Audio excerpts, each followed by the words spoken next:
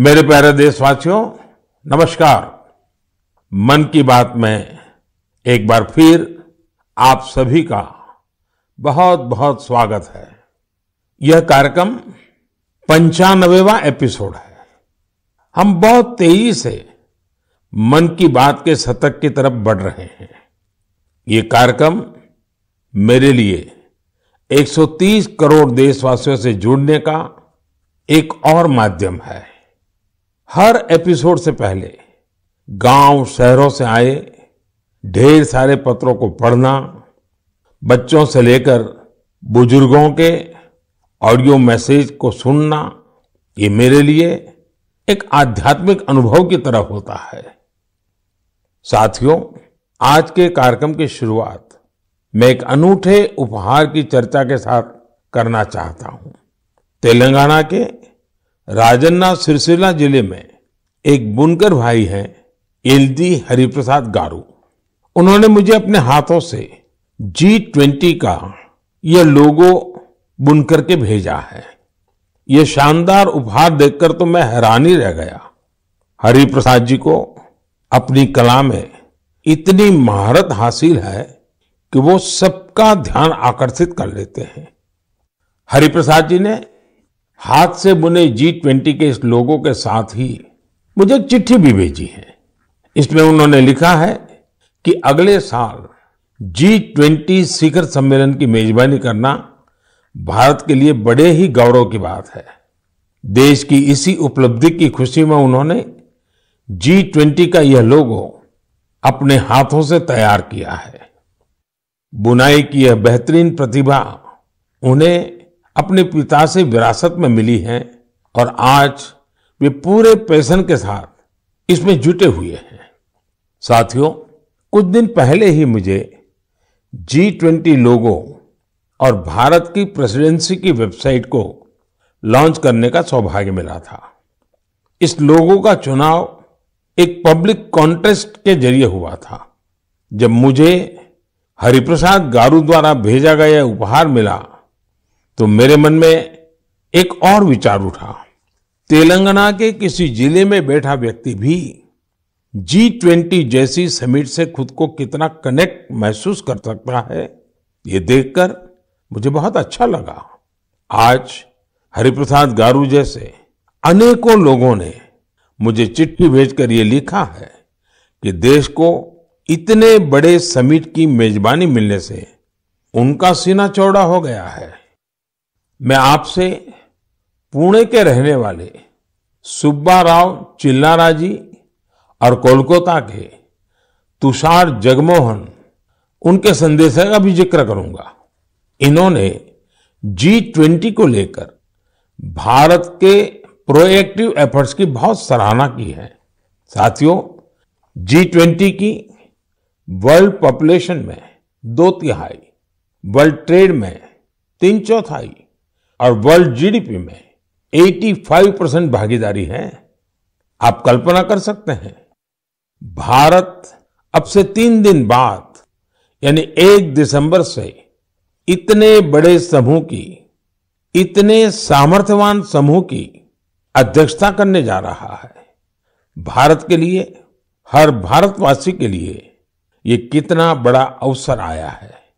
ये इसलिए भी और विशेष हो जाता है क्योंकि ये जिम्मेदारी भारत को आजादी के अमृतकाल में मिली है। साथियों, G20 की अध्यक्षता हमारे लिए एक बड़ी अपॉर्चुनिटी बनकर आई है। हमें इस मौके का पूरा उपयोग करते हुए ग्लोबल गुड, विश्व कल्याण पर फोकस करना है। चाहे पीस हो या यूनिटी, पर्यावरण को लेकर संवेदनशीलता की बात हो या फिर सस्टेनेबल डेवलपमेंट की, भारत के पास इनसे जुड़ी चुनौतियों का समाधान है। हमने one earth, one family, one future की जो थीम दी है, उससे वसुधैव कुटुंबकम के लिए हमारी प्रतिबद्धता जाहिर होती है। हम हमेशा कहते हैं, ओम सर्वेषाम स्वस्तिर्भवतु, सर्वेषाम शांतिर्भवतु, सर्वेषाम पूर्णम भवतु, सर्वेषाम मंगलम भवतु ओम शांति शांति शांति। अर्थात सबका कल्याण हो, सबको शांति मिले, सबको पूर्णता मिले और सबका मंगल हो।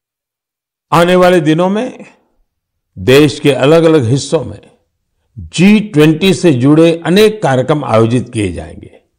इस दौरान दुनिया के अलग अलग हिस्सों से लोगों को आपके राज्यों में आने का मौका मिलेगा। मुझे भरोसा है कि आप अपने यहाँ की संस्कृति के विविध और विशिष्ट रंगों को दुनिया के सामने लाएंगे। और आपको ये भी याद रखना है कि G20 में आने वाले लोग भले ही अभी एक डेलीगेट के रूप में आए, लेकिन भविष्य के टूरिस्ट भी हैं। मेरा आप सभी से एक और आग्रह है, विशेष तौर से मेरे युवा साथियों से, हरिप्रसाद गारू की तरह ही आप भी किसी न किसी रूप में G20 से जरूर जुड़े। कपड़े पर G20 का भारतीय लोगो बहुत कूल तरीके से, स्टाइलिश तरीके से बनाया जा सकता है, छापा जा सकता है। मैं स्कूलों, कॉलेजों, यूनिवर्सिटी से भी आग्रह करूंगा कि वो अपने यहाँ G20 से जुड़ी चर्चा, परिचर्चा, कंपटीशन कराने के अवसर बनाएं। आप G20.in वेबसाइट पर जाएंगे तो आपको अपनी रुचि के अनुसार वहां बहुत सारी चीजें मिल जाएगी। मेरे प्यारे देशवासियों, 18 नवंबर को पूरे देश ने स्पेस सेक्टर में एक नया इतिहास बनते देखा। इस दिन भारत ने अपने पहले ऐसे रॉकेट को अंतरिक्ष में भेजा जिसे भारत के प्राइवेट सेक्टर ने डिजाइन और तैयार किया था। इस रॉकेट का नाम है विक्रम-S। श्रीहरिकोटा से स्वदेशी स्पेस स्टार्टअप के इस पहले रॉकेट ने जैसे ही ऐतिहासिक उड़ान भरी, हर भारतीय का सिर गर्व से ऊंचा हो गया। साथियों, विक्रम-S रॉकेट कई सारी खूबियों से लैस है। दूसरे रॉकेट्स की तुलना में यह हल्का भी है और सस्ता भी है। इसकी डेवलपमेंट कॉस्ट अंतरिक्ष अभियान से जुड़े दूसरे देशों की लागत से भी काफी कम है। कम कीमत में विश्व स्तरीय स्टैंडर्ड स्पेस टेक्नोलॉजी में अब तो ये भारत की पहचान बन चुकी है। इस रॉकेट को बनाने में एक और आधुनिक टेक्नोलॉजी का इस्तेमाल हुआ है। आप ये जानकर हैरान रह जाएंगे कि इस रॉकेट के कुछ जरूरी हिस्से 3D प्रिंटिंग के जरिए बनाए गए हैं। सही में विक्रम-S के लॉन्च मिशन को जो प्रारंभ नाम दिया गया है, वो बिल्कुल फिट बैठता है। ये भारत में प्राइवेट स्पेस सेक्टर के लिए एक नए युग के उदय का प्रतीक है। ये देश में आत्मविश्वास से भरे एक नए युग का आरंभ है। आप कल्पना कर सकते हैं कि जो बच्चे कभी हाथ से कागज का हवाई जहाज बनाकर उड़ाया करते थे, उन्हें अब भारत में ही हवाई जहाज बनाने का मौका मिल रहा है। आप कल्पना कर सकते हैं कि जो बच्चे कभी चांद तारों को देखकर आसमान में आकृतियां बनाया करते थे, उन्हें अब भारत में ही रॉकेट बनाने का मौका मिल रहा है। स्पेस को प्राइवेट सेक्टर के लिए खोले जाने के बाद युवाओं के ये सपने भी साकार हो रहे हैं। रॉकेट बना रहे ये युवा मानो कह रहे हैं, sky is not the limit.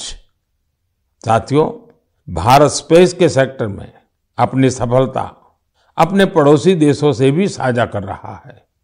कल ही भारत ने एक सैटेलाइट लॉन्च की, जिसे भारत और भूटान ने मिलकर डेवलप किया है। ये सैटेलाइट बहुत ही अच्छे रिजोल्यूशन की तस्वीरें भेजेगी, जिसे भूटान को अपने प्राकृतिक संसाधनों के प्रबंधन में मदद मिलेगी। इस सैटेलाइट की लॉन्चिंग भारत भूटान के मजबूत संबंधों का प्रतिबिंब है।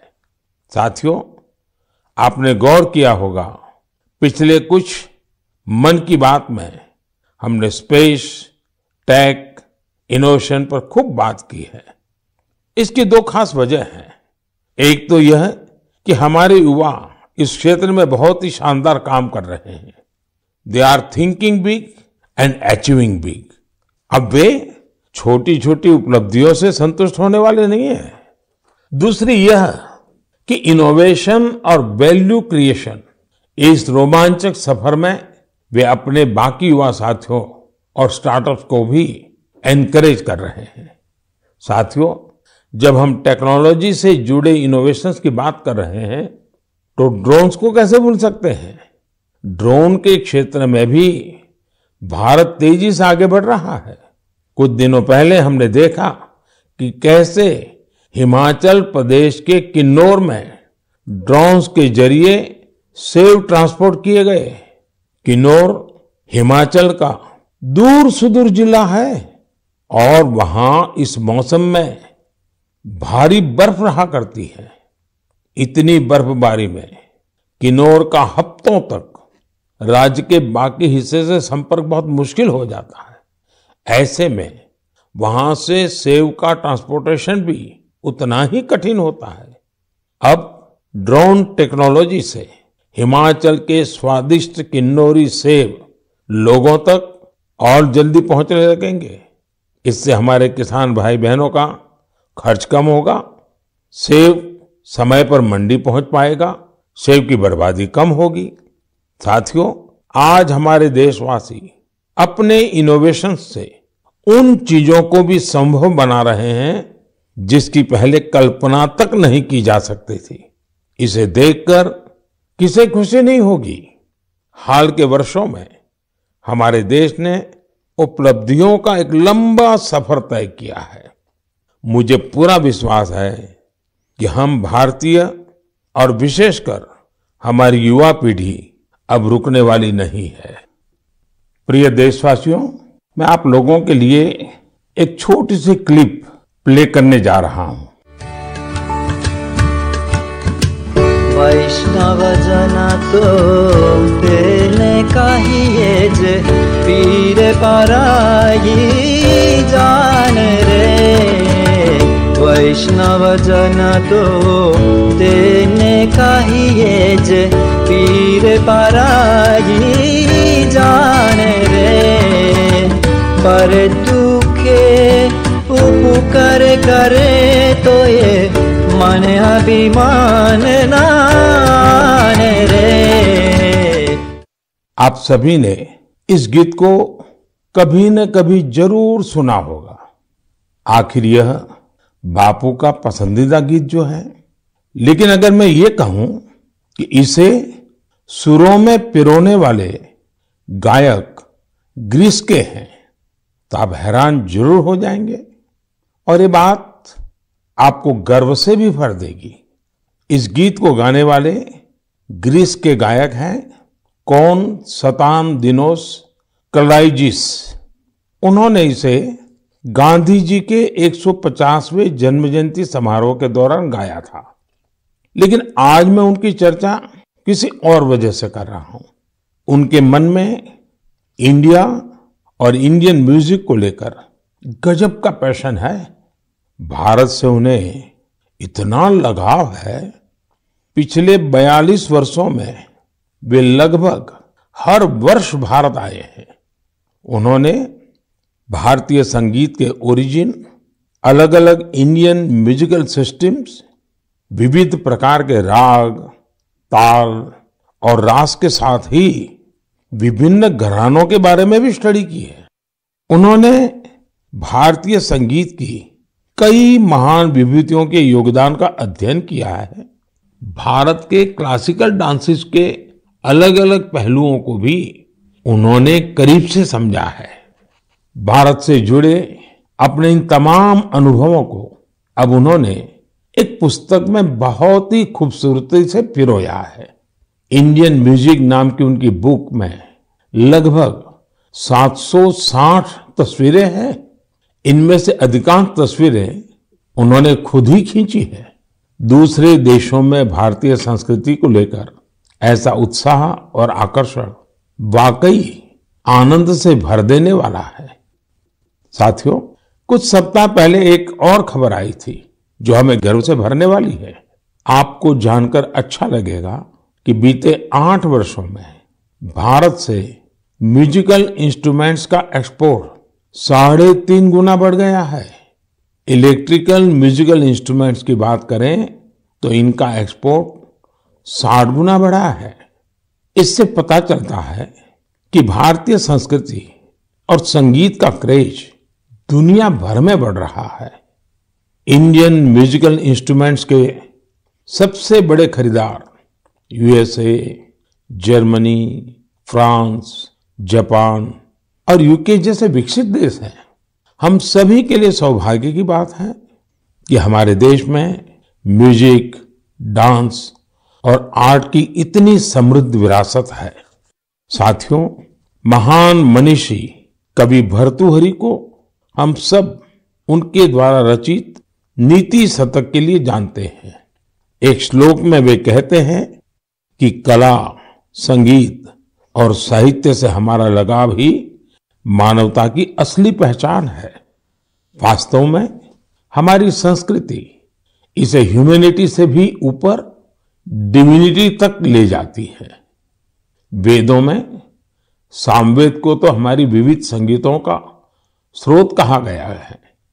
मां सरस्वती की वीणा हो, भगवान श्री कृष्ण की बांसुरी हो या फिर भोलेनाथ का डमरू, हमारे देवी देवता भी संगीत से अलग नहीं है।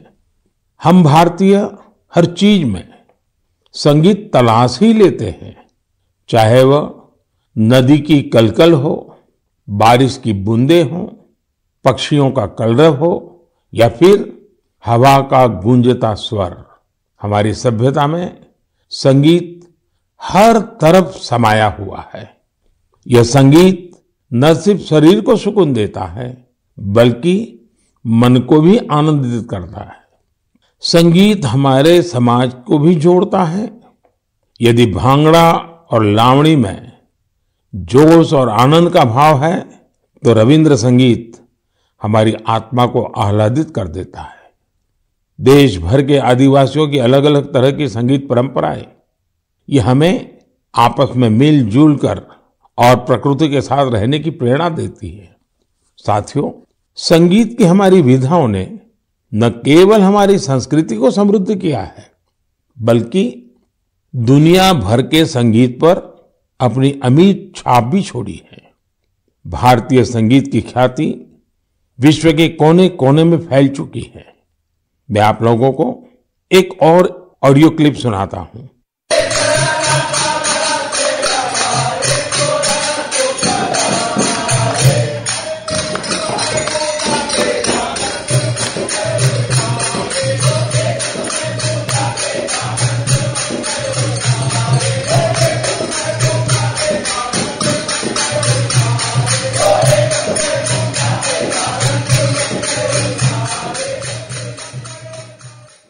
आप सोच रहे होंगे कि घर के पास में किसी मंदिर में भजन कीर्तन चल रहा है, लेकिन ये आवाज भी आप तक भारत से हजारों मील दूर बसे साउथ अमेरिकन देश गयाना से आई है।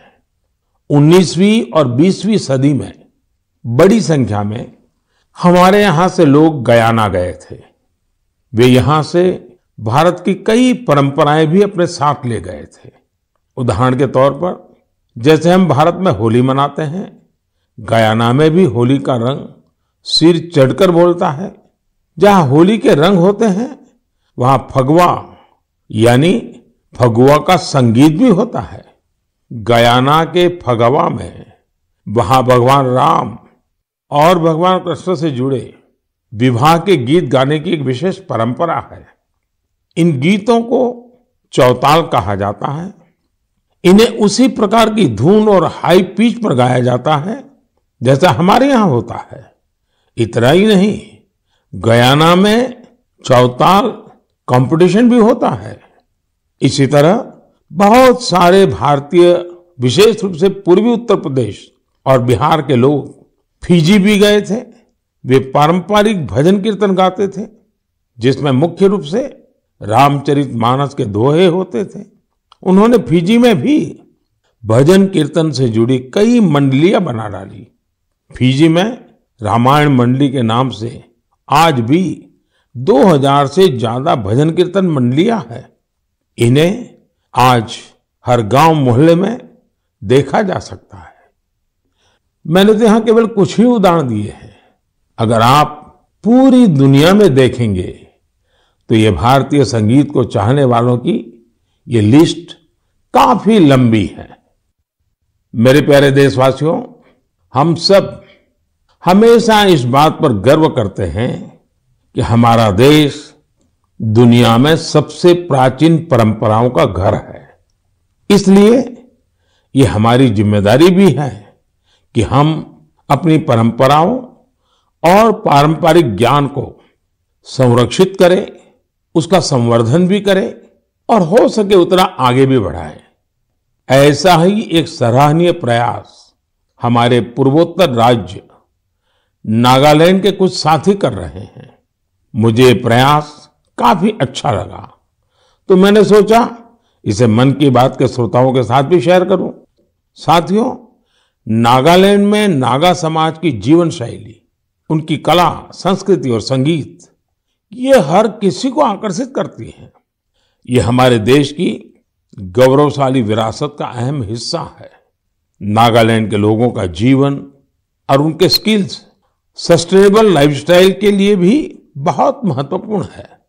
इन परंपराओं और स्किल्स को बचाकर अगली पीढ़ी तक पहुंचाने के लिए वहां के लोगों ने एक संस्था बनाई है जिसका नाम है लीडी क्रोयू।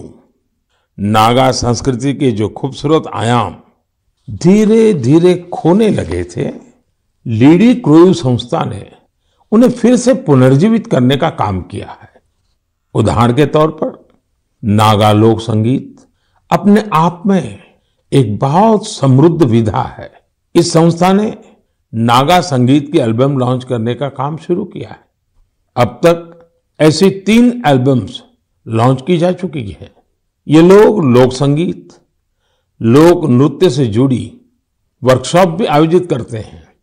युवाओं को इन सब चीजों के लिए ट्रेनिंग भी दी जाती है। यही नहीं, नागालैंड की पारंपरिक शैली में कपड़े बनाने, सिलाई, बुनाई जैसे जो काम, उनकी भी ट्रेनिंग युवाओं को दी जाती है। पूर्वोत्तर में बैम्बू से भी कितने ही तरह के प्रोडक्ट्स बनाए जाते हैं। नई पीढ़ी के युवाओं को बैम्बू प्रोडक्ट्स बनाने का भी सिखाया जाता है। इससे इन युवाओं का अपनी संस्कृति से जुड़ाव तो होता ही है, साथ ही उनके लिए रोजगार के नए नए अवसर भी पैदा होते हैं। नागा लोक संस्कृति के बारे में ज्यादा से ज्यादा लोग जाने, इसके लिए भी लीडी क्रोयू के लोग प्रयास करते हैं। साथियों, आपके क्षेत्र में भी ऐसी सांस्कृतिक विधाएं और परंपराएं होगी। आप भी अपने अपने क्षेत्र में इस तरह के प्रयास कर सकते हैं। अगर आपकी जानकारी में कहीं ऐसा कोई अनूठा प्रयास हो रहा है तो आप उसकी जानकारी मेरे साथ भी जरूर साझा करिए। मेरे प्यारे देशवासियों, हमारे यहाँ कहा गया है, विद्या धनम सर्वधनम प्रधानम, अर्थात कोई अगर विद्या का दान कर रहा है तो वो समाज हित में सबसे बड़ा काम कर रहा है। शिक्षा के क्षेत्र में जलाया गया एक छोटा सा दीपक भी पूरे समाज को रोशन कर सकता है। मुझे यह देखकर बहुत खुशी होती है कि आज देश भर में ऐसे कई प्रयास किए जा रहे हैं। यूपी की राजधानी लखनऊ से 70-80 किलोमीटर दूर हरदोई का एक गांव है बांसा। मुझे इस गांव के जतिन ललित सिंह जी के बारे में जानकारी मिली है, जो शिक्षा की अलग जगाने में जुटे हैं। जतिन जी ने 2 साल पहले यहाँ community library and resource centre शुरू किया था। उनके इस सेंटर में हिंदी और अंग्रेजी साहित्य, कंप्यूटर, लॉ और कई सरकारी परीक्षाओं की तैयारियों से जुड़ी 3000 से अधिक किताबें मौजूद है। इस लाइब्रेरी में बच्चों की पसंद का भी पूरा ख्याल रखा गया है। यहाँ मौजूद कॉमिक्स की किताबें हो या फिर एजुकेशनल टॉयज, बच्चों को खूब भा रहे हैं। छोटे बच्चे खेल खेल में यहाँ नई नई चीजें सीखने आते हैं। पढ़ाई ऑफलाइन हो या फिर ऑनलाइन, करीब 40 वॉलंटियर्स इस सेंटर पर स्टूडेंट्स को गाइड करने में जुटे रहते हैं। हर रोज गांव के तकरीबन 80 विद्यार्थी इस लाइब्रेरी में पढ़ने आते हैं। साथियों, झारखंड के संजय कश्यप जी भी गरीब बच्चों के सपनों को नई उड़ानें दे रहे हैं। अपने विद्यार्थी जीवन में संजय जी को अच्छी पुस्तकों की कमी का सामना करना पड़ा था। ऐसे में उन्होंने ठान लिया कि किताबों की कमी से वे अपने क्षेत्र के बच्चों का भविष्य अंधकारमय नहीं होने देंगे। अपने इस मिशन की वजह से आज वो झारखंड के कई जिलों में बच्चों के लिए लाइब्रेरी मैन बन गए हैं। संजय जी ने जब अपनी नौकरी की शुरुआत की थी, उन्होंने पहला पुस्तकालय अपने पैतृक स्थान पर बनवाया था। नौकरी के दौरान उनका जहां भी ट्रांसफर होता था, वहां वे गरीब और आदिवासी बच्चों की पढ़ाई के लिए लाइब्रेरी खोलने के मिशन में जुट जाते हैं। ऐसा करते हुए उन्होंने झारखंड के कई जिलों में बच्चों के लिए लाइब्रेरी खोल दी है। लाइब्रेरी खोलने का उनका यह मिशन आज एक सामाजिक आंदोलन का रूप ले रहा है। संजय जी हो या जतिन जी, ऐसे अनेक प्रयासों के लिए मैं उनकी विशेष सराहना करता हूं। मेरे प्यारे देशवासियों, मेडिकल साइंस की दुनिया ने रिसर्च और इनोवेशन के साथ ही अत्याधुनिक टेक्नोलॉजी और उपकरणों के सहारे काफी प्रगति की है। लेकिन कुछ बीमारियां आज भी हमारे लिए बहुत बड़ी चुनौती बनी हुई है। ऐसी ही एक बीमारी है मस्कुलर डिस्ट्रॉफी। ये मुख्य रूप से एक ऐसी आनुवंशिक बीमारी है जो किसी भी उम्र में हो सकती है। इसमें शरीर की मांसपेशियां कमजोर होने लगती हैं। रोगी के लिए रोजमर्रा के अपने छोटे छोटे कामकाज करना भी मुश्किल हो जाता है। ऐसे मरीजों के उपचार और देखभाल के लिए बड़े सेवाभाव की जरूरत होती है।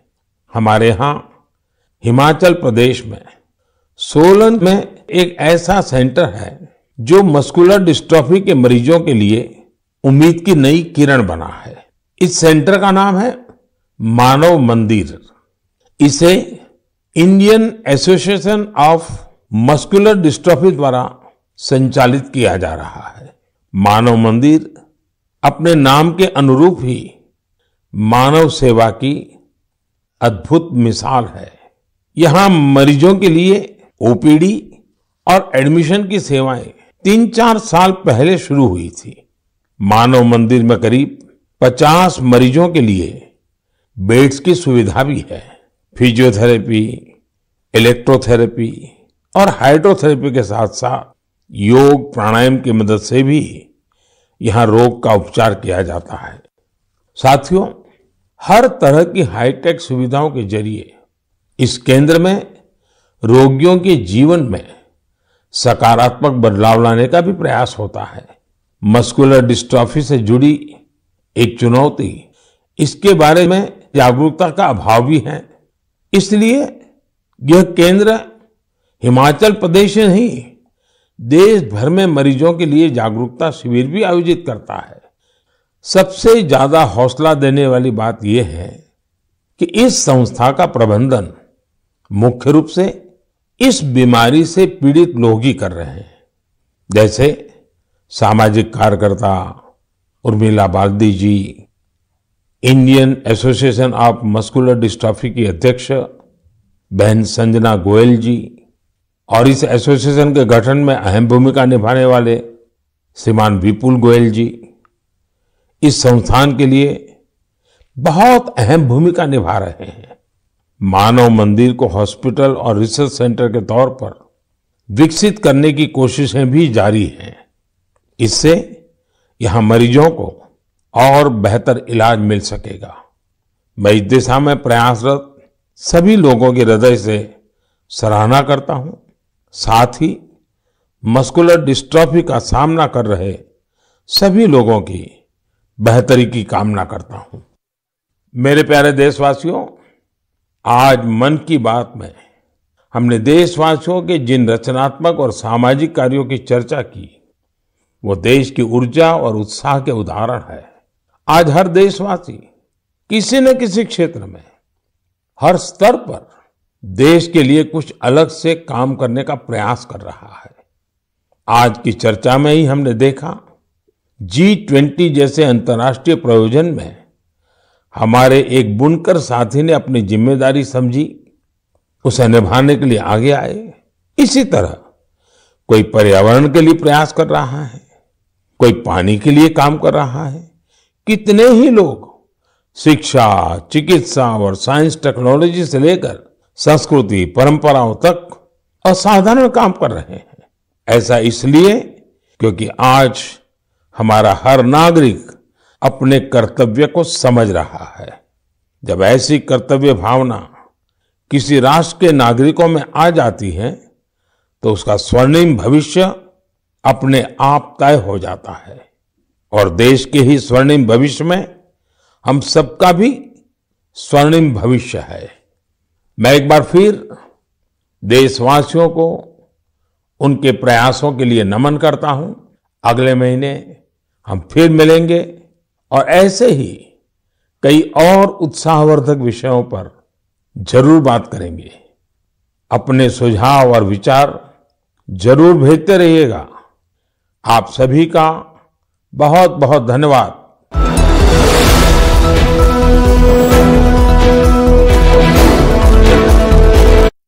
आकाशवाणी और